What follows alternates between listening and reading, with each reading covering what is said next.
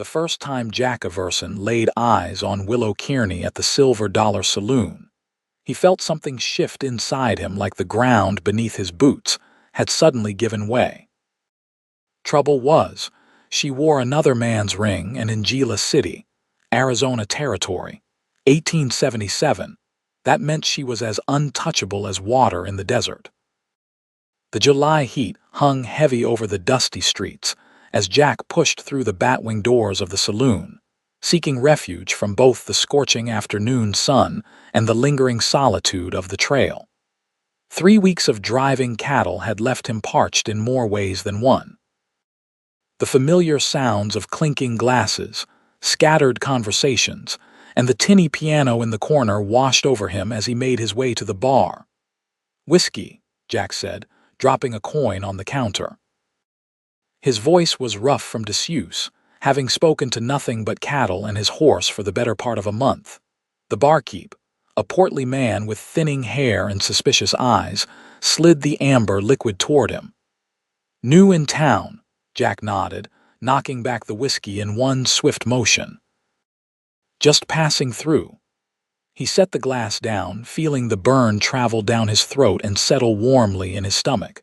"Delivered a herd to the Prescott outfit north of here. Cattle business doing well then." "Well enough." Jack gestured for another drink. At 27, he'd been working cattle drives since he was 16, saving every penny he could. One day he'd have land of his own, maybe even start a small ranch. For now, though, he was just another cowboy with calloused hands and dust in his boots. The piano player struck up a livelier tune, drawing Jack's attention to the far end of the room. That's when he saw her, moving between tables with a grace that seemed entirely out of place in the rough surroundings. She wore a simple blue dress, her chestnut hair pinned up except for a few rebellious strands that framed her face. As she turned, the light from the window caught her profile, revealing high cheekbones and lips curved in a polite smile that didn't quite reach her eyes. "Who's that?" Jack found himself asking before he could stop the words. The barkeep followed his gaze. "Willow Kearney, or rather, Willow Donovan now. Married to Frank Donovan, owns the largest spread east of here." He gave Jack a knowing look. "Best keep your eyes to yourself, cowboy. Frank's not a man who shares what's his." Jack nodded, though he couldn't tear his gaze away. There was something in the way she moved, a kind of restrained dignity that hinted at depths beneath her careful exterior. As if sensing his attention, Willow turned, her eyes meeting his across the room. For a moment, neither looked away. Something passed between them, a recognition, perhaps, or merely curiosity. Then she lowered her gaze and continued her task of collecting empty glasses. Jack forced himself to turn back to his drink. He wasn't looking for trouble, especially not the kind that came with another man's wife. Tomorrow he'd collect his pay and move on, maybe head toward New Mexico Territory or even Texas. His thoughts were interrupted by the saloon doors swinging open with such force that they banged against the walls. The piano player faltered, and the room fell quiet as a tall man with a shock of graying hair and expensive clothes strode in. The way people shifted in their seats told Jack this was someone of consequence. "Frank," the barkeep acknowledged, reaching for a bottle of the good whiskey kept under the counter. So this was Frank Donovan. Jack studied him from behind his glass. The man was perhaps 15 years older than Willow, with hard eyes and the confident bearing of someone accustomed to getting his way. Money and power clung to him like trail dust. "Afternoon, Earl," Frank said, scanning the room until his gaze landed on Willow. His expression darkened. "Thought I told you to be home by 3. Got the Hargrove family coming for dinner." Willow straightened, her face composed, though Jack noticed her hands tighten around the tray she was holding. "I'm sorry, Frank.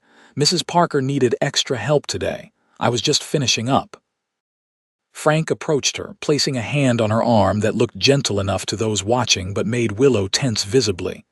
"You're my wife, not a common barmaid. Your place is at the house." "Yes, Frank." Her voice was quiet but not meek. I'll head back now." As Willow set down her tray and moved to retrieve her shawl from behind the bar, Frank turned to the barkeep. "Earl, I told you before about letting her work here." Earl shifted uncomfortably. "She's just helping out occasionally, Frank. Clara's been sick and we're short-handed." "Well, find someone else. It's not proper." Frank's voice was reasonable, but something in his tone made the hairs on the back of Jack's neck rise. He'd known men like Frank Donovan before, men who wore their wealth and influence like armor while hiding something darker beneath. Willow returned to her husband's side, her shawl draped around her shoulders despite the heat. "I'm ready." Frank nodded, placing a possessive hand at the small of her back. As they turned to leave, Jack noticed the resigned set of Willow's shoulders and the way her eyes remained downcast. It was none of his business, he reminded himself, turning back to his drink. But as the couple reached the door, another man entered, a ranch hand by the look of him, dusty and trail-worn. "Mr. Donovan," the newcomer said, "we've got trouble at the south pasture." "Jeffries thinks someone's been tampering with the irrigation ditch again." Frank cursed under his breath. "Those Alvarez boys, I bet." He turned to Willow. "Go on home and get things ready. I'll be along later." Willow nodded, stepping around the ranch hand and out into the street. Frank watched her go before turning back to the man. "Tell me what's happening," he said, guiding the ranch hand toward a table in the corner. Jack signaled for another drink, intending to finish it and head out. He had a room at the boarding house and planned to get a good night's sleep before collecting his pay in the morning. But as he nursed his whiskey, he couldn't help overhearing fragments of Frank's conversation. "Third time this month. Warned them already." Then Frank's voice rose slightly. "If this keeps up, I'll handle it personally. Make an example." Jack kept his eyes on his glass, appearing disinterested. It wasn't uncommon for ranchers to have disputes over water rights or property lines, but something in Frank's tone made Jack uneasy. As the conversation continued, Frank's voice grew lower, but in the lull that had fallen over the saloon, his words carried. "I've about had it with everything lately. The ranch, the town council, and especially that wife of mine." The ranch hand mumbled something Jack couldn't catch. "She's been different since her father died." Frank's voice was bitter now. "Thinks she's entitled to have opinions on how I run things. Found her going through my account books last week." "Maybe she's just trying to help, boss," Frank snorted. "Help? She's getting ideas above her station, is what she's doing. Talking about selling some of the land to pay off debts. Land her father practically gave away to me when I married her." There was a pause, and when Frank spoke again, his voice had dropped to a menacing whisper that Jack had to strain to hear. "I've worked too hard building what I have to let a woman tear it down. If she keeps pushing me, she'll regret it. Might be an accident happens." "Plenty of dangerous things on a ranch." The ranch hand laughed nervously. "You don't mean that, boss." "Don't I?" Frank's voice was cold. "She's becoming more trouble than she's worth. And if there's one thing I learned from my father, it's that a man deals with his troubles permanently." Jack felt his hand tighten around his glass. He'd heard men talk big before, especially when liquor was involved, but the calculated way Frank discussed harming his wife sent ice through Jack's veins. "I'll give her one more chance to remember her place," Frank continued. "After tonight's dinner. But if she defies me again." He left the threat hanging. "Now, about those Alvarez boys." As the conversation turned back to ranch matters, Jack finished his whiskey and stood. He'd never considered himself a particularly noble man, just someone trying to make his way in a harsh world. But what he'd just overheard was different. Frank Donovan wasn't making idle threats. He was a man capable of violence who had just laid out his intentions plainly. Outside, the afternoon had progressed toward evening, the heat still oppressive, but the angle of the sun suggesting relief would come eventually. Jack stood on the boardwalk for a moment, wrestling with his conscience. It wasn't his place to get involved in a married couple's business, no matter how troubling. And yet, he couldn't shake the memory of Willow's eyes when they'd briefly met his intelligent and somehow trapped, like a wild thing caught in a snare. Before he fully realized what he was doing, Jack found himself walking toward the livery stable. He needed to see where the Donovan place was, at least, just to satisfy his curiosity. The livery owner, a grizzled old man named Potter, was happy to talk. Donovan Ranch. Big white house about 3 miles east of town. Can't miss it. Biggest spread in the county. He eyed Jack suspiciously. You got business there, just curious, Jack said casually. Heard Donovan might be hiring. Potter snorted. He goes through hands pretty regular. Doesn't treat him well, and the pay's no better than anywhere else despite his money. The old man spat tobacco juice into the dirt. If you're looking for work, try the Marshall outfit west of here. Better boss, better conditions. As Potter rambled on about the various ranches in the area, Jack's mind was racing. He'd already made up his mind, though he wasn't entirely sure what he intended to do. Warn Willow, certainly, but then what? Can I rent a horse for the night? Jack asked, interrupting Potter's discourse on the proper way to shoe a stubborn mule. Sure thing. $5, back by noon tomorrow. Jack paid, selecting a sturdy bay gelding that looked fast but not flashy. As he saddled up, he tried to convince himself he was simply doing what any decent man would do, warning someone of danger. Nothing more. But as he rode out of town toward the Donovan Ranch, he knew he was crossing a line. And once crossed, there would be no going back. The Donovan house was exactly as Potter had described it, a grand 2-story white structure rising out of the landscape, like something from back east, with a wide porch wrapping around the front and one side. It stood on a small rise, surrounded by well-tended grounds that gave way to working ranch land beyond. Even in the failing light, Jack could see it represented significant wealth in a territory where most people lived in simple wooden structures or adobe. He approached cautiously, keeping to the shadows of the cottonwood trees that lined the long drive. Several wagons and horses were tethered at the front of the house, confirming that the dinner guests Frank had mentioned had arrived. Lights glowed from the downstairs windows, and Jack could hear the murmur of conversation and occasional laughter. Moving his horse around to the side of the house, he studied the windows, trying to determine which might belong to Willow. The second floor was dark except for a soft light at the far end. Taking a chance, he guided his horse closer, staying under the cover of trees. He was just considering how to get Willow's attention when the back door opened, spilling light onto the porch.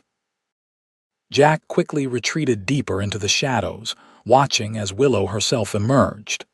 She carried a small basket and moved to a garden at the side of the house, kneeling to gather what looked like fresh herbs. Jack's heart raced. This was his chance. He dismounted quietly, tethering his horse to a tree, and approached her, staying low. "Mrs. Donovan," he called softly when he was close enough. Willow startled, rising quickly with her hand at her throat. "Who's there?" Jack stepped forward just enough for her to see him in the fading light. "I'm not here to harm you. We saw each other earlier at the saloon." Recognition dawned in her eyes, followed quickly by wariness. "What do you want? If my husband finds you here, that's why I've come," Jack interrupted, glancing toward the house. "I overheard him at the saloon after you left. He made threats against you, madam, serious ones." Willow's face went still. "What did he say exactly?"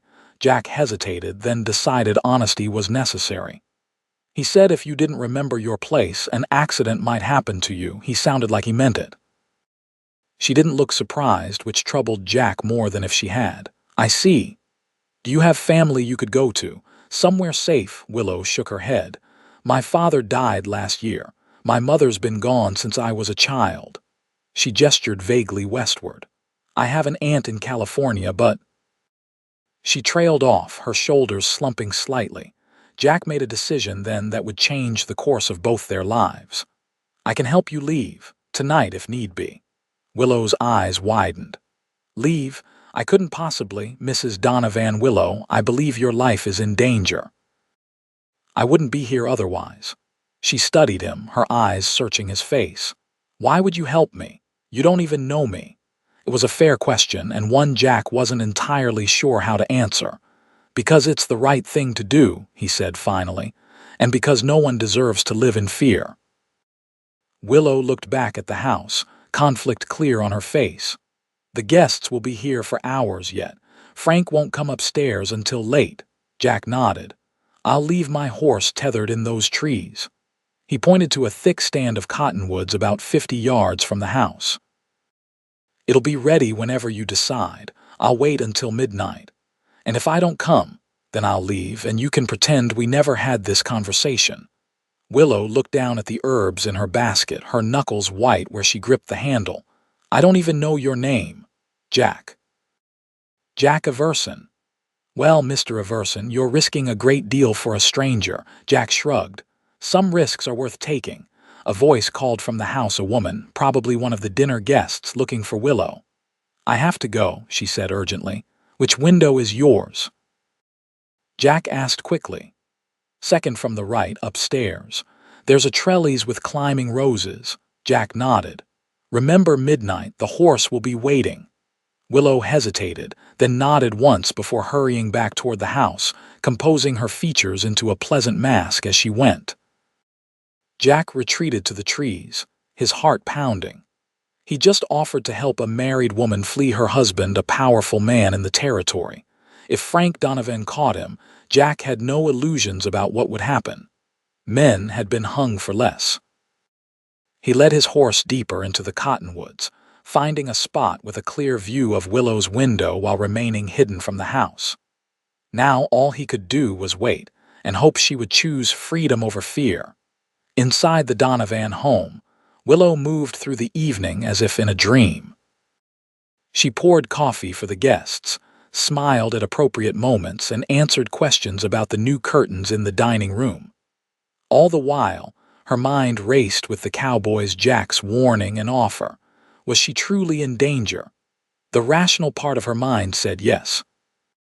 Frank's temper had grown increasingly volatile in the past year, especially since her father's death had left him in control of not only his own holdings, but what remained of the Kearney ranch as well. The bruises on her arms from his corrective grips had become more frequent, and last week, when she'd suggested selling some land to pay down the mounting debts she'd discovered in his ledgers, the look in his eyes had terrified her. But to flee, to leave everything she'd known. As she refilled Mrs. Hargrove's teacup, Willow caught Frank watching her from across the room, his eyes narrowed. He raised his glass slightly in her direction, a gesture that might have appeared friendly to others but which she recognized as a warning. "Remember your place." It was nearly 10 o'clock when the guests finally began to depart. Willow stood beside Frank on the porch, smiling and waving as the Hargroves and the Pattersons climbed into their wagons. As soon as the last wagon disappeared down the drive, Frank's hand clamped around her upper arm, pulling her back into the house. "What were you thinking, questioning me about the north pasture in front of Patterson?" he hissed, his fingers digging into her flesh. "Making me look like I don't know my own business." Willow winced but met his gaze steadily. "I only mentioned that Mr. Patterson's new irrigation system might help with our water issues. I wasn't questioning you. You made me look foolish." Frank released her with a small shove. "Go upstairs." "I'm going to have another drink." Willow rubbed her arm where his fingers had left marks. "Frank, I think we need to talk about the bank note that came yesterday. If we don't make the payment—" "I said go upstairs." Frank's voice rose, his face flushing. "I'll handle the finances, same as I always have. Your father knew you didn't have the head for business. That's why he arranged our marriage in the first place." The words stung, especially because Willow knew they weren't true. Her father had arranged the marriage because Frank had called in loans that would have bankrupted the Kearney ranch otherwise. It had been a business transaction disguised as a marriage with Willow as the collateral. "Yes, Frank," she said quietly, turning toward the stairs. And Willow. His voice stopped her. Don't think I didn't notice you and Clara Parker whispering at church last Sunday. If I find out you've been talking about our private matters.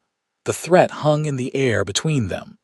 Willow nodded once and continued up the stairs, her heart pounding. In her bedroom, she moved to the window, looking out toward the cottonwoods where Jack Everson waited with a horse. Could she really do this? Leave everything behind and flee with a stranger? But what was she leaving, really? A loveless marriage that had become increasingly dangerous. A house that felt more like a prison than a home. Even the land she loved, her father's land, was no longer truly hers. Willow moved to her dresser and quietly opened the bottom drawer, removing a small leather pouch containing the few pieces of jewelry that had been her mother's. She added the brooch her father had given her for her 18th birthday, and the pearl earrings that had been a wedding gift from her aunt in California. Next, she changed from her dinner dress into a simple skirt and blouse, adding a warm shawl. She would need to travel light, just the essentials. Into a small carpet bag, she packed an extra set of clothes, the jewelry pouch, and the miniature portrait of her parents that sat on her bedside table. From beneath her mattress, she retrieved the small amount of money she had managed to save from household funds over the past few months. Not much, but enough for a fresh start if she was careful. As she worked, she could hear Frank moving about downstairs, opening and closing cabinets, the familiar sounds of him pouring another drink. He would likely be up for at least another hour, possibly longer if he continued drinking. Willow sat on the edge of her bed, the packed bag beside her. If she did this, if she fled with Jack Everson, there would be no coming back. Frank would never forgive such defiance. He would hunt her down, both for the insult to his pride and because he would see her as property stolen from him. She was still sitting there, torn by indecision, when she heard Frank's heavy tread on the stairs. Quickly, she shoved the carpet bag under her bed and grabbed a book from her nightstand, opening it randomly as her bedroom door swung open without a knock. Frank stood in the doorway, a glass of whiskey in his hand. His face was flushed, his eyes slightly unfocused. "Still up?" he asked, his words slightly slurred. "I was just reading for a bit." Willow held up the book as evidence. "The dinner went well, I thought." Frank entered the room, closing the door behind him. He moved to stand by the window, looking out into the darkness. "Patterson's going to sell me that piece of his property that connects to the north pasture. Good price, too." Willow nodded, though alarm bells rang in her mind. They could barely meet their current obligations. Taking on more debt for more land was the last thing they should be doing. "That's good news," she said carefully. Frank turned to face her, something dangerous flickering in his eyes. "You don't sound convinced." "I'm just tired, Frank." "It's been a long day." He moved closer, standing over her. "You know, I've been patient with you, Willow, given you time to adjust to your father's passing, but your attitude lately—" He shook his head. "It's disrespectful." "I'm sorry if it seems that way." Willow closed her book, setting it aside.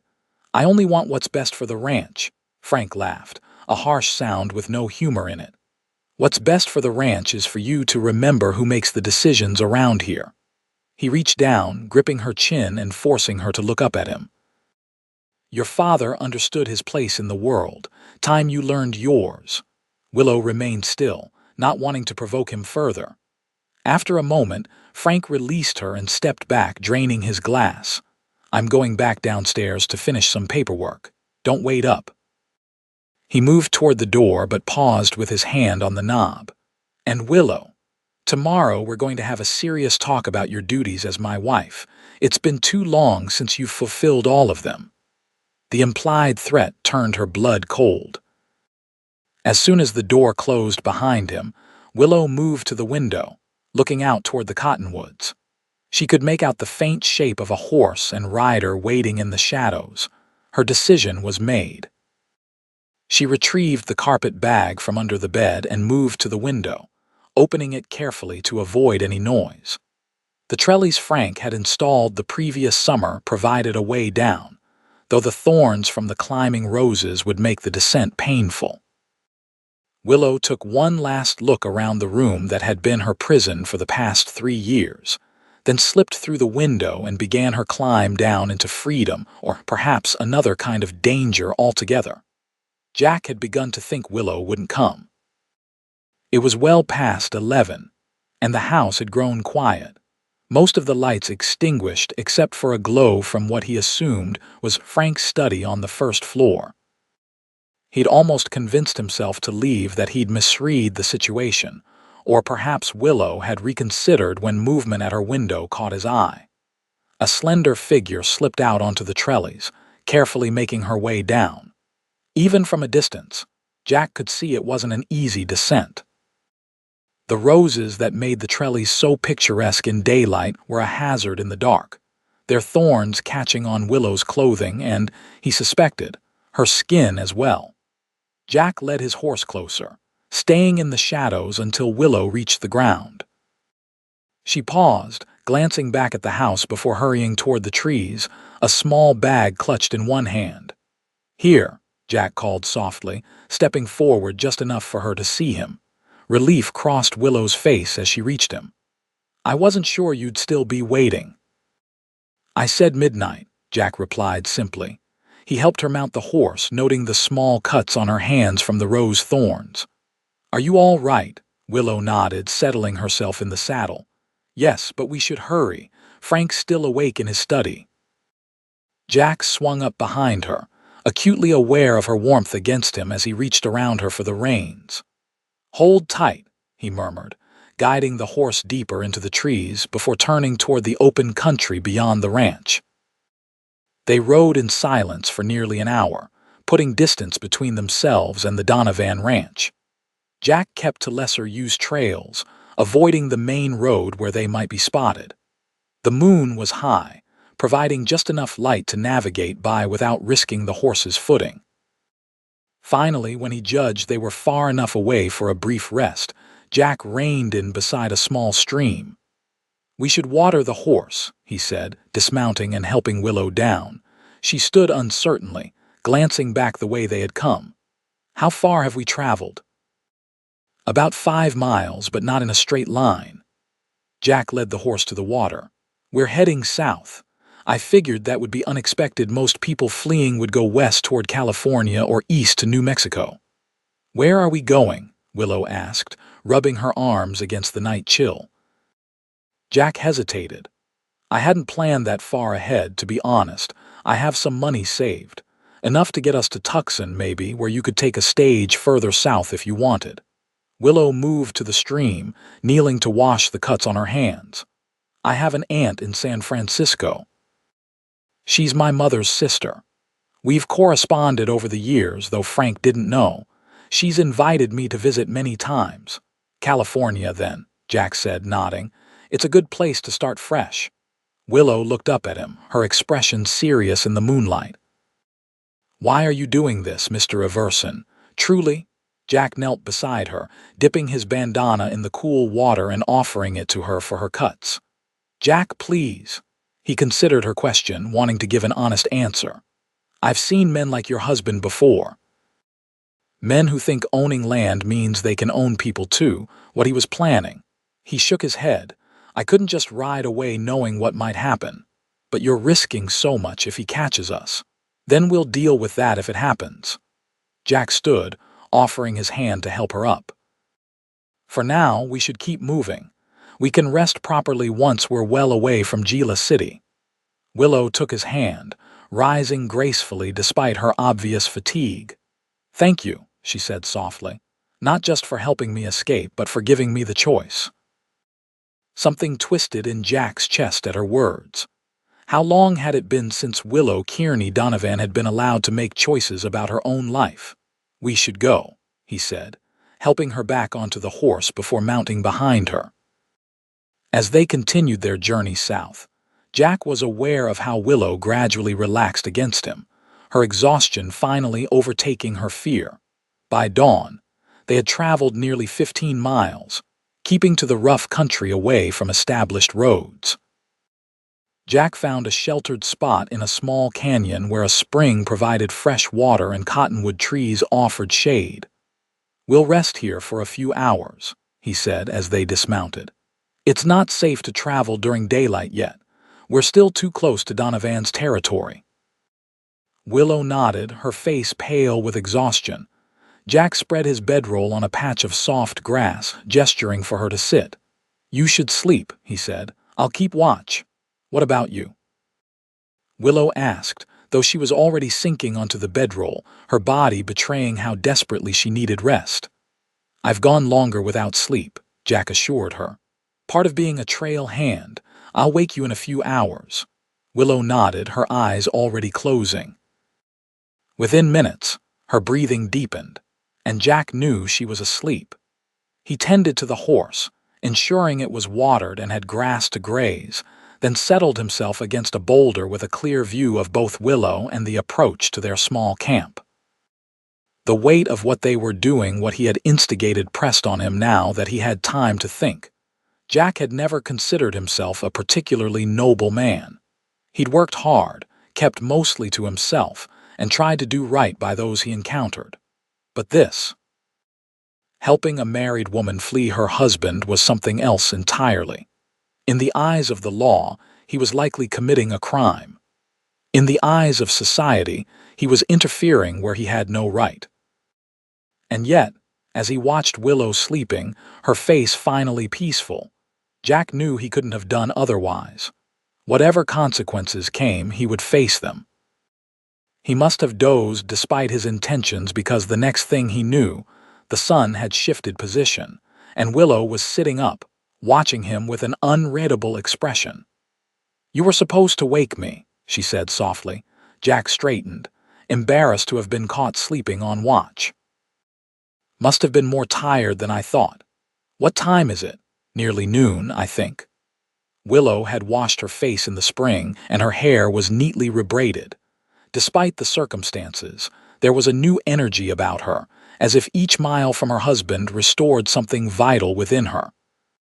"We should eat something before we move on," Jack said, reaching for his saddlebags. He extracted some jerky and hardtack along with a small tin of coffee. "It's not much, but it'll keep us going." "I brought some food too," Willow said, opening her carpet bag to reveal a small package wrapped in cloth. "Bread and cheese. I took it from the kitchen last night." They shared the simple meal in companionable silence, both lost in their own thoughts. As they ate, Jack noticed Willow occasionally glancing at him, a question in her eyes that she seemed reluctant to voice. "What is it?" he finally asked. Willow hesitated, then asked, "What happens after we reach Tucson? Will you continue to California?" It was a question Jack had been asking himself. The sensible thing would be to help Willow secure passage to San Francisco and then return to his own life. But the thought of leaving her to make that journey alone troubled him. "I hadn't decided," he admitted. "What would you prefer?" Willow looked surprised, as if the idea that her preference mattered was novel. I don't want to impose on you further. You've already done more than anyone could expect." "That's not what I asked," Jack said gently. She looked down at her hands, the small cuts from the rose thorns already beginning to heal. "I would feel safer if you came with me," she said quietly. "But I understand if you can't. You have your own life, your own plans." Jack considered this. His plans had been vague at best: find work on another ranch, continue saving for his own land someday. Nothing that couldn't be adjusted. "I have some savings," he said. "Enough to get us both to California, I think, and I could find work there as easily as here." Hope flickered in Willow's eyes. "You would do that? I'm already in this deep," Jack said with a slight smile. "Might as well see it through." Willow reached out, briefly touching his hand. "Thank you, Jack." The simple gesture and the use of his first name sent an unexpected warmth through him. Jack reminded himself sternly that Willow was still legally married and undoubtedly traumatized by her situation. His role was to help her reach safety, nothing more. They packed up their meager supplies and continued south, keeping to the rough country but making good progress. By nightfall, they had covered another 20 miles, and Jack estimated they were now far enough from Gila City to risk a small fire. As darkness settled around their camp, Jack built a fire against the evening chill. Willow sat close to the flames, her face golden in the flickering light. For the first time, Jack allowed himself to truly look at her, not just the surface beauty that had first caught his attention in the saloon, but the strength beneath it. At 23, Willow had already endured more than many women twice her age. Her marriage to Frank had clearly been one of necessity rather than love, and Jack suspected it had grown increasingly oppressive over time. Yet here she was, facing an uncertain future with remarkable courage. "Tell me about your aunt in San Francisco," Jack said, hoping to keep her mind on the future rather than what they were fleeing. Willow's face brightened. "Aunt Alina. She's my mother's younger sister. She married a merchant who died several years ago, leaving her quite comfortable. She has no children of her own." A small smile played at her lips. "She was always the adventurous one in the family. My mother used to say Alina was born facing west, always looking toward the horizon. She sounds like someone who would understand your situation." Willow nodded. "She never approved of my marriage to Frank. She wrote to me afterwards saying I could always come to her if I needed to." Her smile faded. "Frank intercepted most of her letters after that, but occasionally one would get through. And you're sure she'll welcome you now?" "Yes," Willow said without hesitation. "Alina believes in making one's own choices even when they're difficult ones." Jack added another stick to the fire. "How did you end up married to Donovan, if you don't mind my asking?" Willow was quiet for a moment, gazing into the flames. "My father's ranch was struggling after several dry years. Frank held notes on our property loans my father had taken to keep going during the drought. When the rains finally came, it should have been enough to turn things around, but Frank called in the loans suddenly." She twisted a loose thread on her sleeve. "The only way to save the ranch was for me to marry him. My father was devastated, but he had no choice." "And you had no choice," Jack said softly. "No." Willow's voice was barely audible above the crackling fire. "I was 19. Frank was 37 and already known as a hard man but a successful one.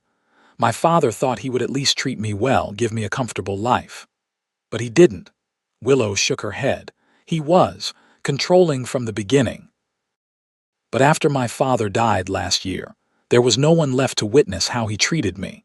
That's when things got worse." Jack felt a surge of anger toward Frank Donovan, a man who had used his wealth and power to trap a young woman and then treated her as property rather than a wife. "I'm sorry you had to endure that. It wasn't all terrible," Willow said, surprising him. "I had the ranch, the land I grew up loving, and books. Frank never understood why I cared about reading, so he ignored my small library." A genuine smile crossed her face. "I read everything I could find. Traveled the world through pages when I couldn't leave the ranch in person." "What's your favorite?" Jack asked, struck by how her face came alive when she talked about books. "Austen," Willow said without hesitation. "Pride and Prejudice especially." She looked slightly embarrassed. "I know it's silly to love romance novels, but there's something about the way she writes about people so clear-sighted but also compassionate." "I've never read it," Jack admitted. "Most of my reading has been practical almanacs, newspapers, the occasional dime novel when I could get one." "You should try it someday," Willow said. "There's more wisdom in Austen than in most of the serious books men prefer." Jack smiled, enjoying this glimpse of the woman Willow must have been before Frank Donovan's oppression dimmed her spirit. "I'll remember that." They fell silent, the fire crackling between them. After a while, Willow spoke again, her voice hesitant. "Jack, what will happen if Frank catches up to us?" It was a question Jack had been avoiding, but one that needed answering. "He won't," he said with more confidence than he felt. "We've been careful, avoiding the main trails. By the time he organizes a search, we'll be well on our way to Tucson. But if he does, Jack met her gaze steadily, then I'll make sure you get away. And you. I can handle myself, Jack said, though they both knew that Frank Donovan's influence meant any confrontation would be decidedly one-sided in terms of the law. Willow looked troubled. I shouldn't have let you get involved. This isn't your fight. I made it my fight when I offered to help you, Jack said firmly. And I don't regret it. They gazed at each other across the fire, something unspoken passing between them, a recognition of the bond that had formed through their shared danger and the trust Willow had placed in him. Jack broke the moment, standing to check on the horse and gather more firewood. We should get some rest. I'd like to start before dawn to cover more ground before the heat sets in. Willow nodded, settling herself on the bedroll Jack had again insisted she use while he took first watch. As she drifted towards sleep, Jack found himself studying her face in the firelight, struck by how quickly this woman had come to matter to him. It wasn't just her beauty, though that was undeniable. It was her resilience, her quiet dignity in the face of circumstances that would have broken many others. Jack had always prided himself on his independence, on needing no one. But as he watched Willow sleep, he realized that helping her had awakened something in him he hadn't known was missing, a sense of purpose beyond his own survival. Whatever happened in the days ahead, Jack knew his life had already changed irrevocably. And somehow, despite the danger, he couldn't bring himself to regret it. The next 3 days followed a similar pattern, traveling at dawn and dusk, resting during the hottest part of the day, always keeping to the less traveled routes. They fell into an easy rhythm together, sharing the small tasks of making and breaking camp, dividing their dwindling supplies, talking about everything and nothing as the miles passed beneath the horses' hooves. Jack found himself increasingly drawn to Willow's quiet strength and intelligence. She had a way of observing the world that reminded him there was beauty to be found even in the harshest landscapes. And when she smiled, really smiled, not the careful mask she'd worn in the saloon, it transformed her face in a way that made his chest tighten. For her part, Willow seemed to grow lighter with each day of freedom, as if shedding the weight of her marriage with every mile they traveled. She spoke more freely, laughed more often, and sometimes Jack caught her looking at him with an expression he dared not interpret. On the 4th day, they reached a small settlement where Jack judged it safe enough to replenish their supplies. The trading post was run by an elderly Mexican couple who asked no questions when Jack purchased food, ammunition for the rifle he carried, and a second blanket. We're about 2 days from Tucson now, Jack said as they made camp that evening. Once we're there, we can find out about transportation to California. Willow nodded, though Jack noticed a shadow pass across her face. What is it? He asked.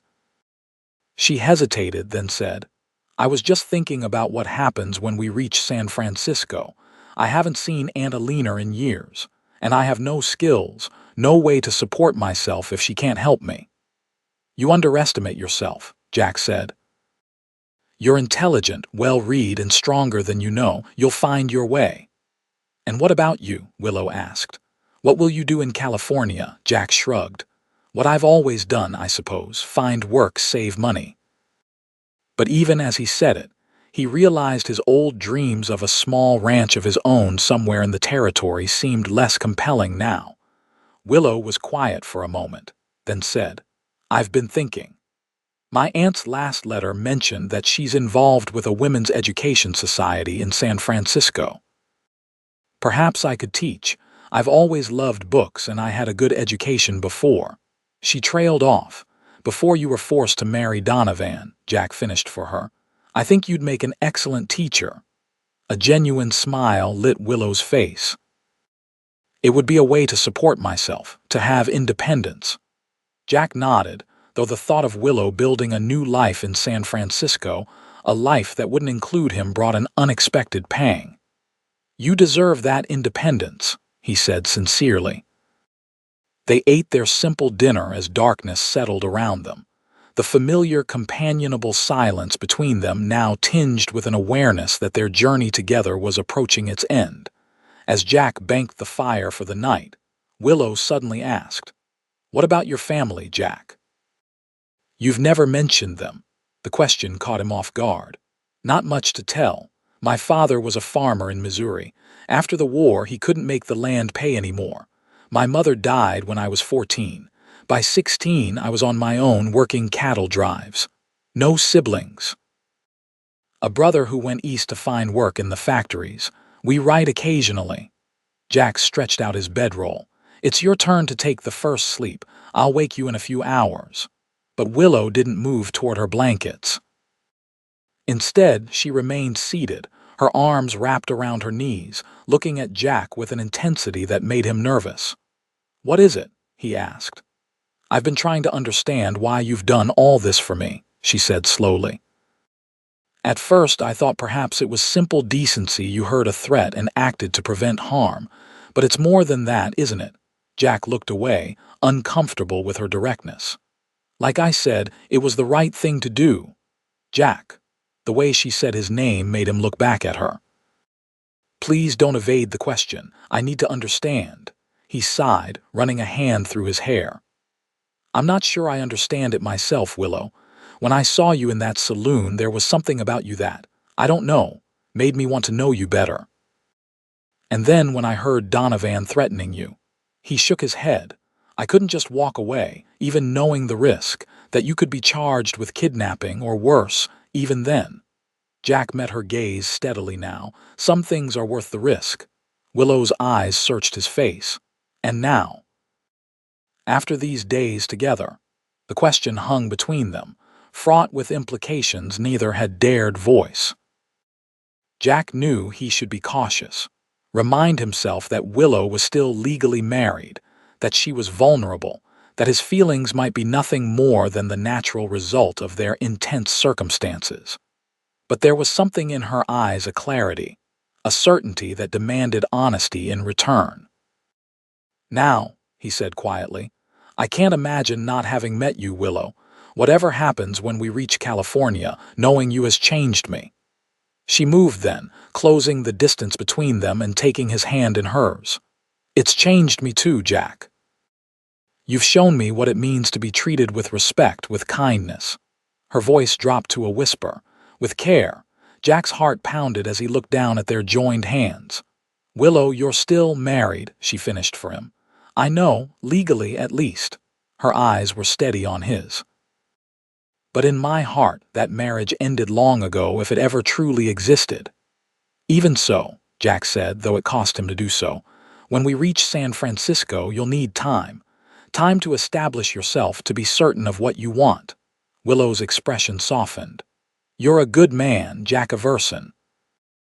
"Better than I deserve to find that night." Before he could respond, she leaned forward and pressed a gentle kiss to his cheek, then rose and moved to her bedroll. "Wake me for my watch," she said, and Jack nodded, not trusting his voice. As she settled down to sleep, Jack remained where he was, his hand touching the spot where her lips had brushed his skin, feeling like something fundamental had shifted between them, something that could not be undone. The next morning dawned clear and hot, with no sign of the gathering clouds that might have warned them of the danger approaching. They broke camp efficiently, falling into their now familiar routine, though there was a new awareness between them after the previous night's conversation. They had been riding for perhaps an hour when Jack noticed dust on the horizon behind them.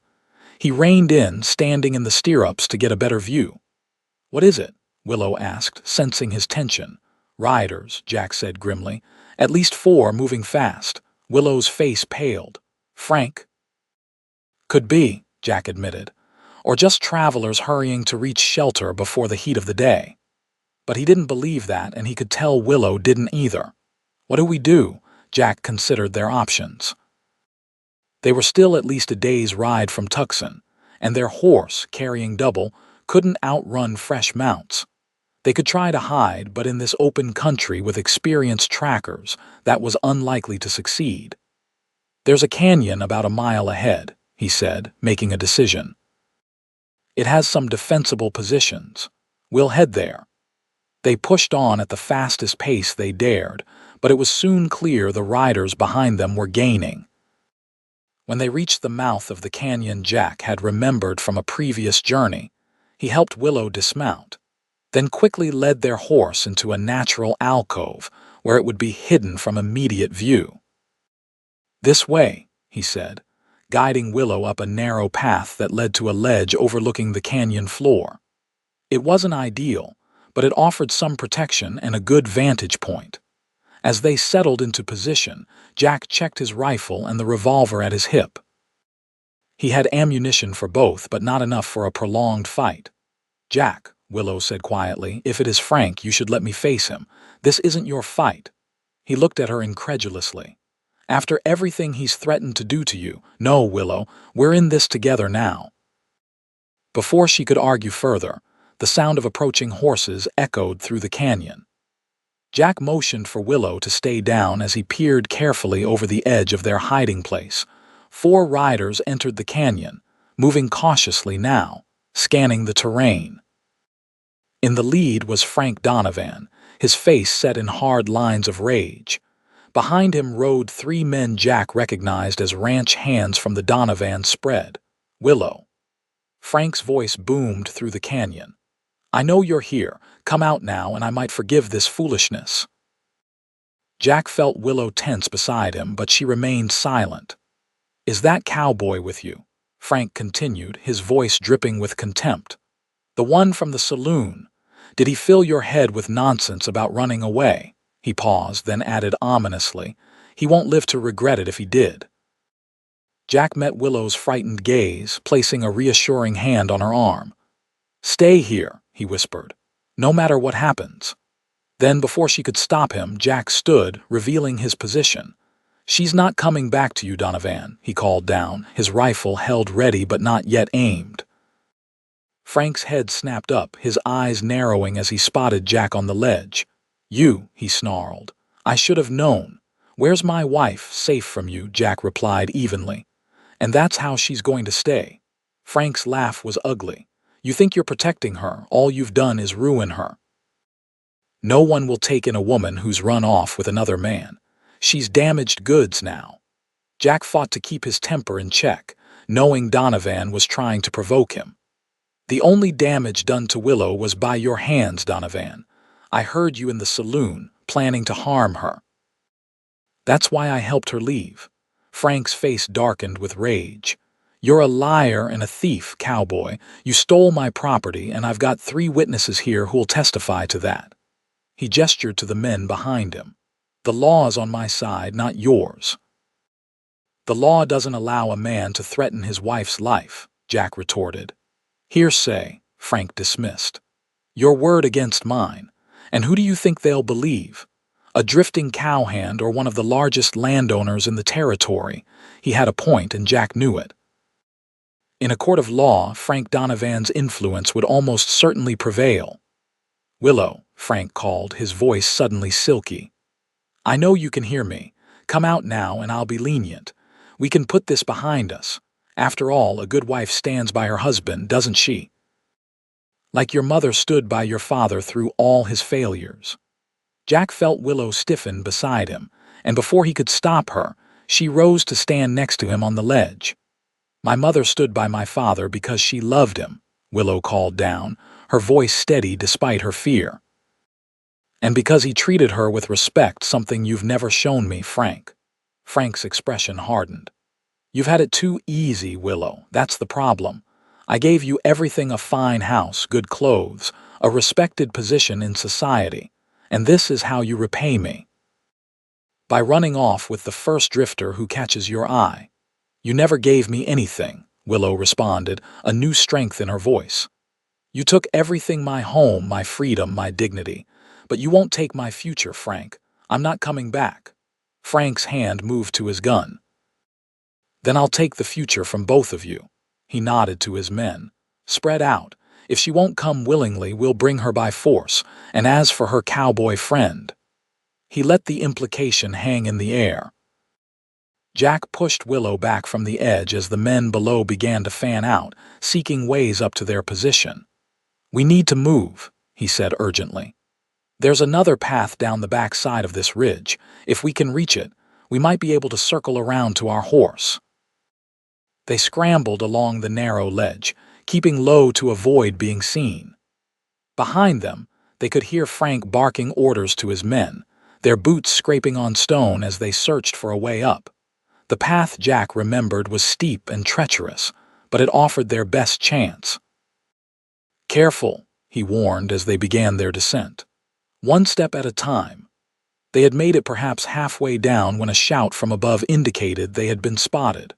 A shot rang out, the bullet striking rock near Jack's head, sending fragments flying. "Keep going," he urged Willow, turning to fire back, more to slow their pursuers than with any real hope of hitting them at this distance. They reached the canyon floor and ran toward the spot where they had left their horse, ducking between boulders for cover as more shots followed them. Jack could hear Frank's voice, enraged, ordering his men to cut them off. When they reached the alcove, Jack's heart sank. Their horse was gone, either spooked by the gunfire or found and taken by one of Donovan's men. "This way," he said, pulling Willow toward a dense thicket of scrub oak and mesquite that offered some cover. "We need to reach that ridgeline. If we can get over it, there's a small settlement about 5 miles beyond." They pushed through the brush, thorns tearing at their clothing, the sounds of pursuit growing closer. Jack kept Willow ahead of him, ready to turn and fight if necessary. But he knew they couldn't outrun mounted men for long, not in this terrain, not in this heat. They had almost reached the base of the ridge when Frank's voice called out from much closer than expected. "That's far enough." Jack turned to see Frank emerge from behind a boulder less than 30 yards away, his revolver aimed directly at them. 2 of his men appeared on either side, effectively cutting off any escape. "It's over," Frank said, satisfaction evident in his voice. "Drop your gun, cowboy." Jack hesitated, calculating their chances. They weren't good. "Don't be stupid," Frank warned. "Drop it now, or I'll put a bullet in you and tell the sheriff it was self-defense." No one would question it. With reluctance, Jack lowered his rifle to the ground. Willow stood beside him, her face pale but resolute. Frank approached, his gun still trained on Jack. "You should have minded your own business, cowboy. Now you'll pay the price for stealing what's mine." "I'm not yours, Frank," Willow said, stepping slightly forward. "I never really was." Frank's eyes flickered to her, then back to Jack. "Bind his hands," he ordered one of his men. "We'll let the law deal with him properly, though I doubt he'll make it all the way to jail."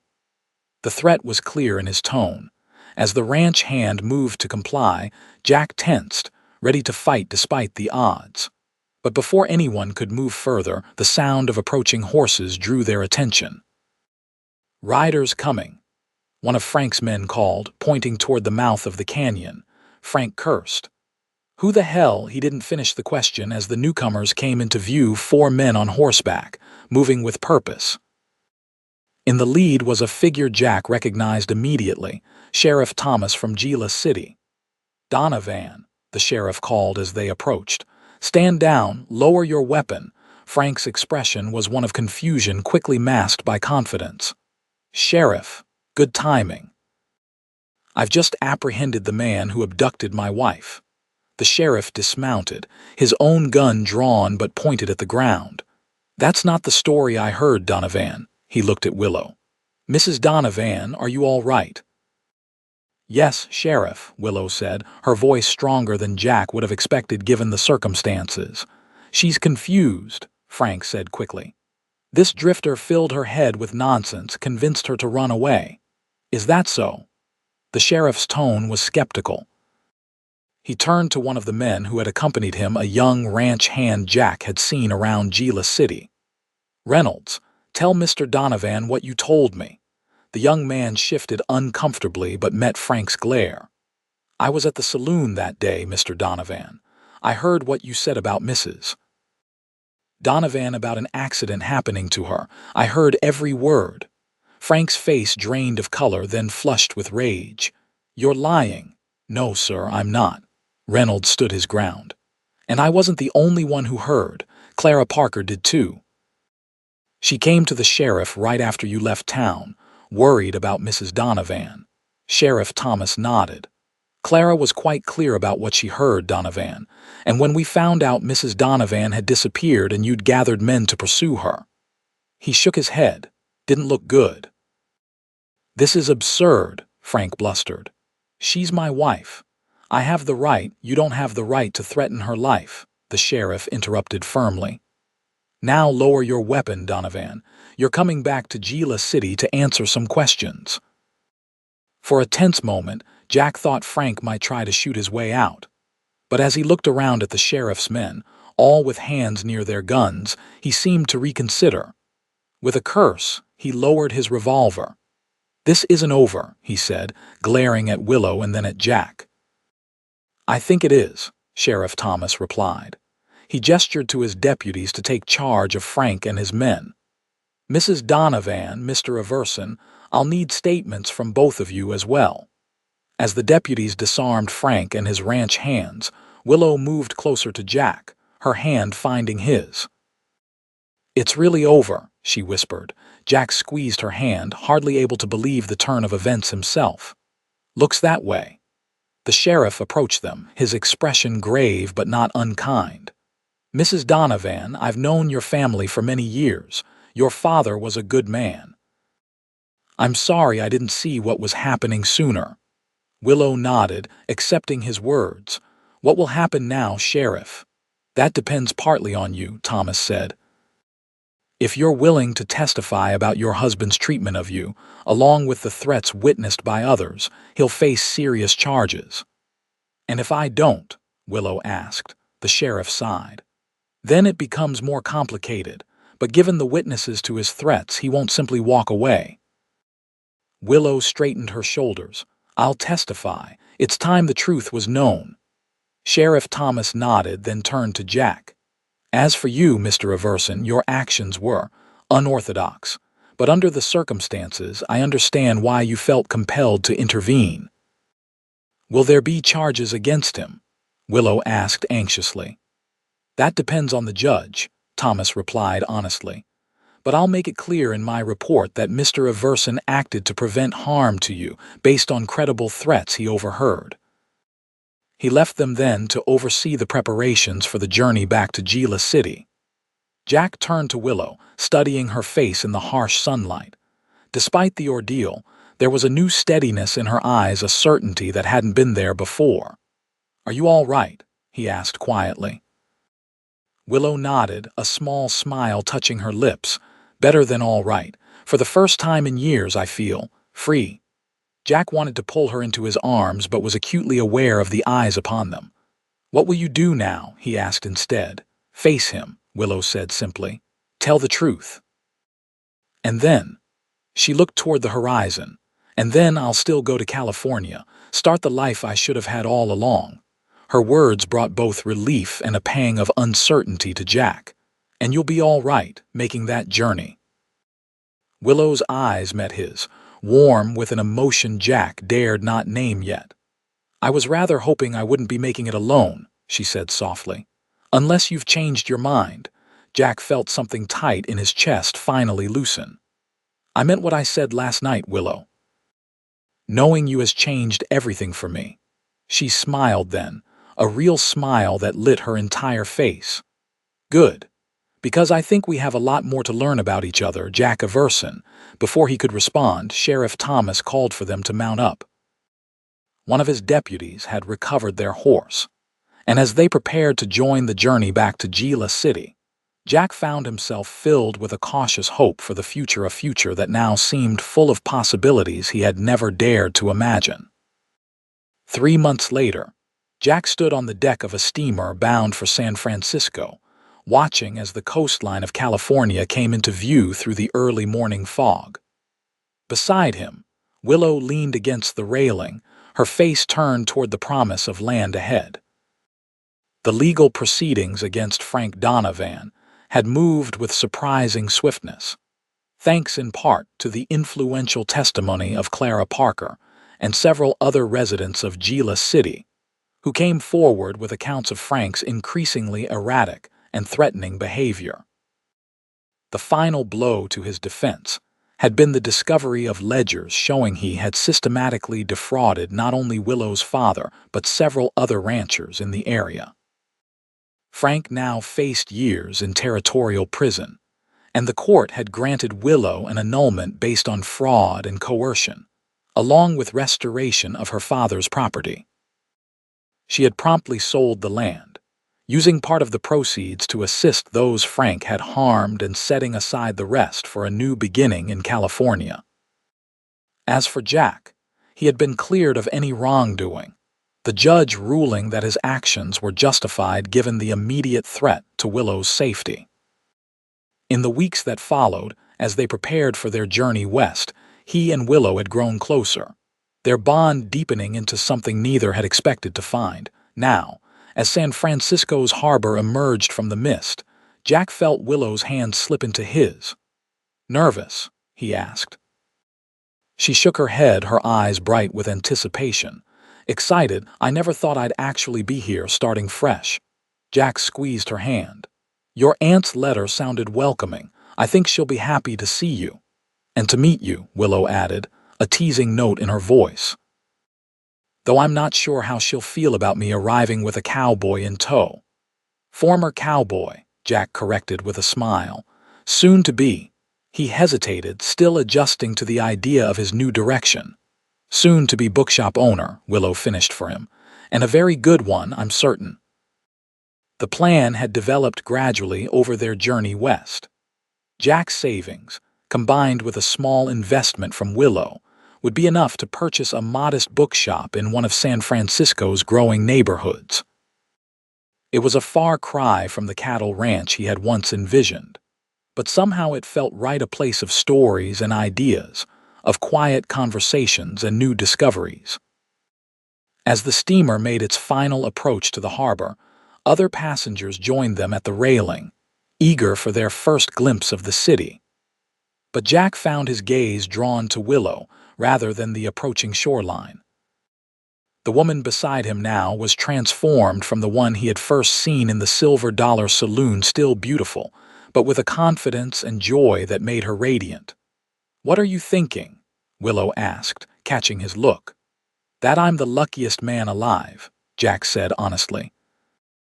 "And that I never expected to find happiness by overhearing a conversation in a saloon." Willow's expression softened. "I think about that day often, how close we came to never meeting. If you hadn't been there, if you hadn't heard." She shuddered slightly. Jack wrapped an arm around her shoulders, drawing her close. "But I was there, and now we're here." As the steamer docked and passengers began gathering their belongings, Jack and Willow lingered for a moment longer, watching the bustling activity of the harbor. "Ready?" Jack asked finally. Willow nodded, her eyes meeting his with the same clarity and certainty he had seen that night by the campfire. "More than ready." They disembarked together, stepping onto the soil of their new home, the past behind them and the future stretching ahead like an open book, waiting to be filled with their story, a story of courage, of second chances, and of a love that had begun with a cowboy who had overheard a threat and left a horse ready by a window. 5 years later, on a crisp autumn morning in 1882, Jack stood in the doorway of Everson Books, watching the early light filter through the bay window onto shelves filled with carefully selected volumes. The small bell above the door jingled as a customer entered, and Jack turned with a welcoming smile. "Good morning, Professor. The new shipment from Boston arrived yesterday, including that edition of Thoreau you've been waiting for." The elderly academic's face lit up.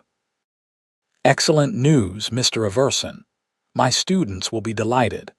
As Jack retrieved the book from behind the counter, the professor glanced around the shop appreciatively. "You've built something special here, young man, a true haven for readers." "My wife deserves most of the credit," Jack replied, wrapping the volume in brown paper. "She has the literary expertise, I just keep the accounts." A formidable partnership, the professor noted with a knowing smile. How is Mrs. Everson and the little one? Jack's face softened at the mention of his family. Both thriving, thank you. Charlotte's just turned 3 and already has her mother's love of stories. After completing the transaction and seeing the professor out, Jack moved to straighten a display of new novels. The shop had prospered beyond his expectations, becoming a gathering place for the neighborhood's growing community of readers, writers, and thinkers. What had started as a small venture had expanded to include a reading room and regular literary discussions, led by Willow, whose knowledge and passion for books had quickly earned her respect in San Francisco's intellectual circles. The back door opened, and Jack looked up to see Willow enter from their living quarters behind the shop, little Charlotte in her arms. The sight still made his heart skip, a beat his wife with her chestnut hair now styled in the fashion of the city, though still with those rebellious strands that refused to stay in place, and their daughter, a perfect blend of them both with Jack's blue eyes and Willow's determined chin. Papa. Charlotte squirmed to be put down, running to Jack as soon as her feet touched the floor. He swept her up, breathing in the clean scent of her hair as she wrapped her small arms around his neck. "Good morning, my little bookworm," he said, planting a kiss on her cheek. "Have you been helping Mama?" Charlotte nodded solemnly. "I shelved all my books. Alphabetical order," she added with the precise pronunciation of a child repeating an important new word. Jack glanced at Willow, who was watching them with amusement.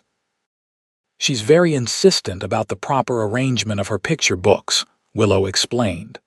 "I can't imagine where she gets that from. Clearly her mother's influence," Jack said with a grin, setting Charlotte down. The little girl immediately headed for her special corner of the shop, where a small table and chair held a carefully curated selection of children's books. Willow moved closer, lowering her voice. "Aunt Aliner's letter arrived this morning. She'll be back from Europe next month and is looking forward to seeing us, especially Charlotte." Jack nodded, grateful as always for Aliner Warren's unwavering support. Willow's aunt had welcomed them warmly upon their arrival in San Francisco, opening her home and her extensive social connections to help them establish themselves. Her investment in their bookshop had been crucial, but even more valuable had been her belief in their vision. "She'll find her great niece has grown considerably since her departure," Jack observed, "both in height and in opinions." Willow laughed. "That she has." Her expression grew more thoughtful. "I also had a letter from Clara Parker. She says Gila City is changing rapidly, the railroad's coming through next year."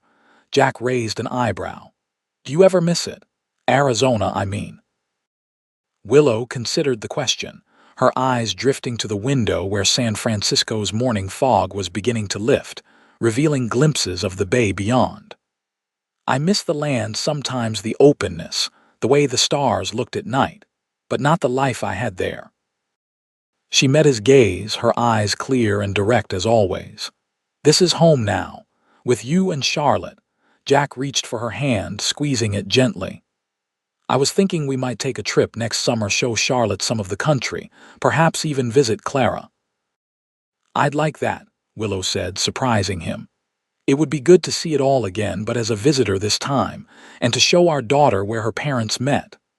"A somewhat edited version of events," Jack suggested with a wry smile. "Of course. Though someday she'll know the whole story, how brave her father was, and how he saved me." Jack shook his head. "You saved yourself, Willow. I just provided the horse." "We saved each other," she corrected him softly, "and continue to do so every day." The bell above the door jingled again, announcing the arrival of more customers.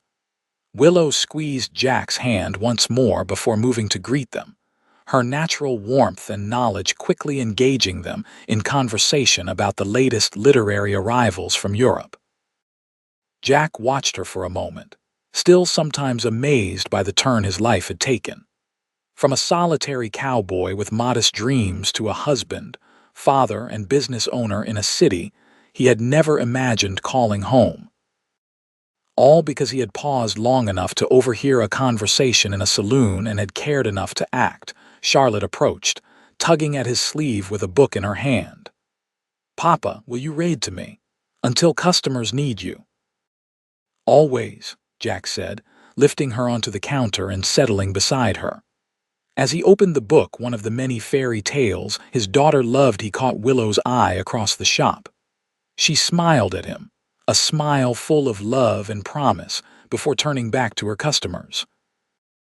In that moment, surrounded by books and with his daughter's small hand resting trustingly in his, Jack Everson knew with absolute certainty that every risk, every decision, every step of the journey had led exactly where he was meant to be, home, in the truest sense of the word, with the family that had begun with an act of courage on a summer night long ago.